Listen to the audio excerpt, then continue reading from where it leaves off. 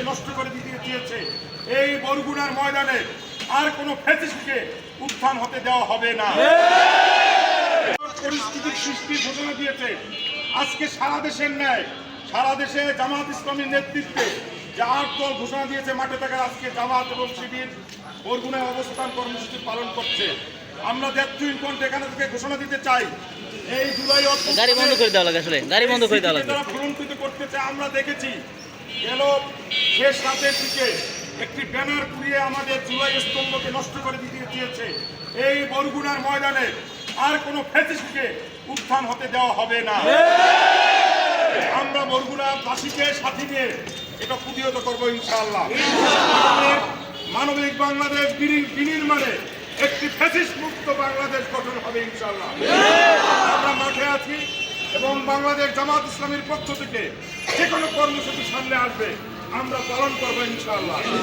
আজকে এখান থেকে দ্ব্যর্থহীন কণ্ঠে ঘোষণা করতে চাই, কোন ফ্যাসিস্ট যদি মাথা চারা দিয়ে উঠতে চায়, বাংলাদেশের স্বাধীনতা সার্বভৌমত্বকে নস্যাৎ করতে চায়, বাংলাদেশের শান্তি শৃঙ্খলাকে নস্যাৎ করতে চায়, তাহলে বাংলাদেশের 18 কোটি মানুষকে নিয়ে আমরা প্রতিহত করব।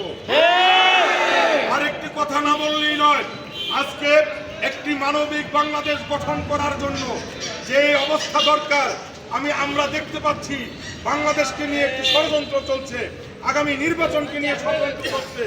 আজকে এই সমাবেশ থেকে এটাও আমরা দ্ব্যর্থহীন কণ্ঠে ঘোষণা করতে চাই, আর কোন চাঁদাবাজ ফ্যাসিস্ট টেন্ডারবাজকে আর উত্থান হতে দেওয়া হবে।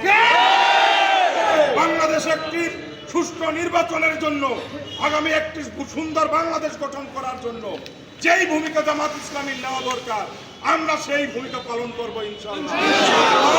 যে 5 দফা জামাত ইসলাম সহ 8 দল বাংলাদেশের জনগণকে নিয়ে ঘোষণা করেছে, আমি ইউনূস সরকারকে উদাত্ত আহ্বান জানাচ্ছি আমাদের সেই দাবি মেনে নিয়ে আগামীর একটি মানবিক বাংলাদেশ গঠন করার জন্য লেভেল প্লেইং ফিল্ড তৈরি করার মাধ্যমে আগামী ফেব্রুয়ারির নির্বাচন সম্পন্ন হবে ইনশাআল্লাহ।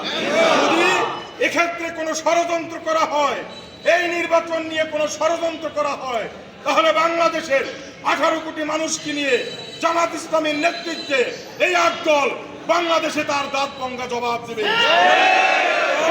আমরা দেখতে পাচ্ছি এই বরগুনা সহ সারা দেশে একটি মহল চক্রান্ত করে যাচ্ছে। তারা চাচ্ছে একটি যেনতেন নির্বাচন, পাতানো নির্বাচন করতে এবং ফ্যাসিস্টের মতো ক্ষমতায় যেতে। সেই দুঃস্বপ্ন কোনোদিন বাংলাদেশে বাস্তবায়ন হবে বরগুনাবাসী। এজন্য সকলকে সজাগ থাকার আহ্বান জানাচ্ছি। আসুন একটি